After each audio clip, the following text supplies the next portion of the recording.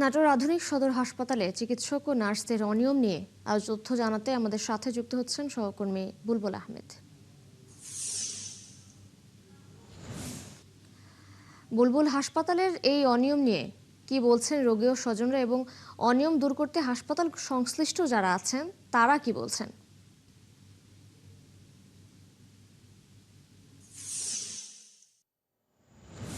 হাসপাতালের সংশ্লিষ্ট যারা রয়েছেন, হাসপাতালের দায়িত্বপ্রাপ্ত, তারা কিন্তু এই বিষয়ে কোনো সদুত্তর দিতে পারেননি। তারা বলছেন যে যারা দেরিতে আসছেন তাদেরকে শোকজ করা হয়েছে এবং তাদেরকে সতর্ক করা হয়েছে।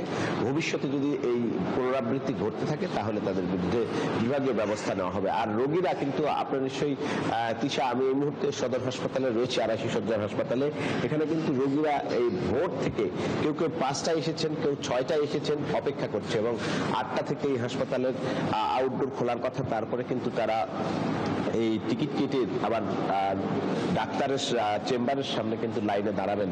তো এই যারা এই দায়িত্বে রয়েছেন, যারা টিকিট দিবেন, তারাই কিন্তু দেরি করেন। একই সাথে যেহেতু চিকিৎসকরাও দেরি করেন, তার ফলে কিন্তু মানুষের চরম ভোগান্তি হচ্ছে। এবং এই বিষয়গুলো যারা দেখবেন, বিশেষ করে হাসপাতালের যিনি তত্ত্বাবধায়ক, এই বিষয়টি খেয়াল করবেন। এই হাসপাতালে রেগুলার কোনো তত্ত্বাবধায়ক নেই।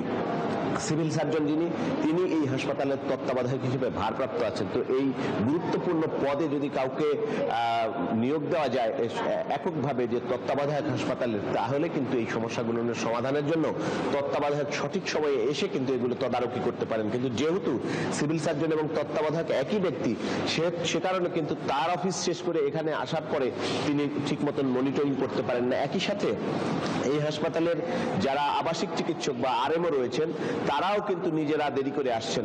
ফলে যারা মনিটরিং করবেন বা যারা এই বিষয়গুলো নিশ্চিত করবেন যে ডাক্তার, নার্স, অন্যান্য স্টাফরা কখন আসছেন এবং ঠিক মতন আসছেন কিনা। এবং এই হাসপাতালে কিন্তু তিশা ফিঙ্গারপ্রিন্টের মাধ্যমে হাজিরার নিশ্চিত করার ব্যবস্থা রয়েছে। তার ফলে কিন্তু এই হাসপাতালে কারা কখন আসছেন, ডাক্তার, নার্স কে কখন আসছেন, সেটির কিন্তু এই রেকর্ড রয়েছে। গত 6 মাস কিংবা তারও বেশি সময়ে যদি রেকর্ড দেখা হয়, তাহলে দেখা যাবে যে 75 থেকে 80% ডাক্তার, নার্সরাই কিন্তু দেরিতে আসছেন। তো এই সমস্যার সমাধানের জন্য এই হাসপাতালে যেন একজন তত্ত্বাবধায়ক রেগুলার দেওয়া হয়, সেটি এই নাটোরবাসীর চাওয়া। একই সাথে তারা বলছেন যে তত্ত্বাবধায়ক যেহেতু লোভনীয় পদ, এখানে কোটি টাকার MSR এর সামগ্রী কেনা হয়, তার ফলে কিন্তু এই গুরুত্বপূর্ণ পদে সিভিল সার্জনরা বা অন্যরা আসতে চান। তো এই বিষয়টা যাতে সরকার দেখে, সেটি নাটোরবাসীর চাওয়া। তিশা। বুলবুল আহমেদ, ধন্যবাদ আপনাকে যুক্ত হওয়ার জন্য। দর্শক, নাটোর আধুনিক সদর হাসপাতালে চিকিৎসক ও নার্সদের অনিয়মের খবরাখবর জানাচ্ছিলেন আমাদের সহকর্মী বুলবুল আহমেদ।